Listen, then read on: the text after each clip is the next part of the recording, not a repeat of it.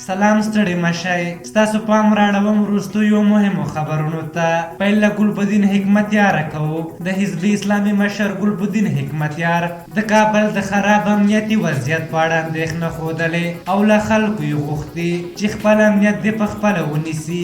زلمی خلیلزاد د افغان سولې لپاره د امریکا ځانګړي استازي زلمي خلیلزاد ګواښ کړی چې که هدفي وژنې ونه درول شي نو د سولې پروسه ورسره زیانمنېږي.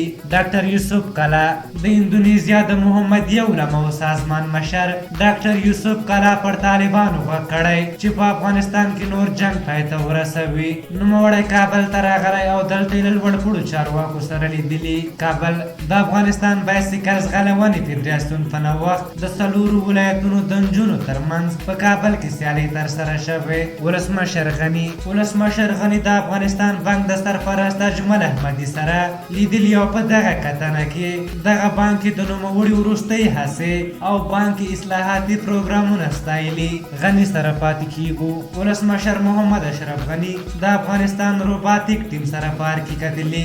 د افغانستان روباتیک ټیم له لوري په دغه لیدنه کې د 24,000 پیچونو څخه جوړ د ولسمشر تصویر هغه ته ډالۍ کړ. احمد ولی هوتک د آزادو سیالیو لوبغاړی ولی هوتک د نشهیي توکو په وړاندې د مبارزې د ځانګړو پولیسو د سفیر په توګه معرفي شو.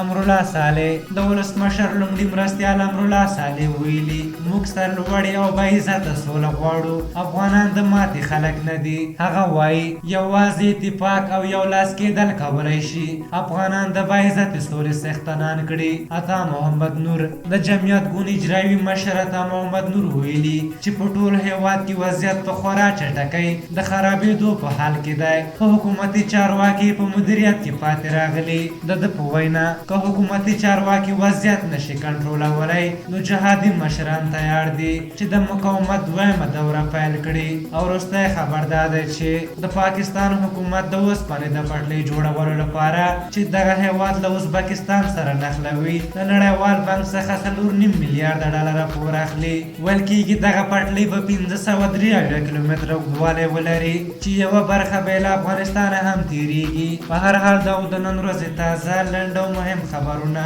تر بیا چې ستاسو چوپړ ته راځم تر یو بخښونکي خدای مو سپارم. د الله په امان.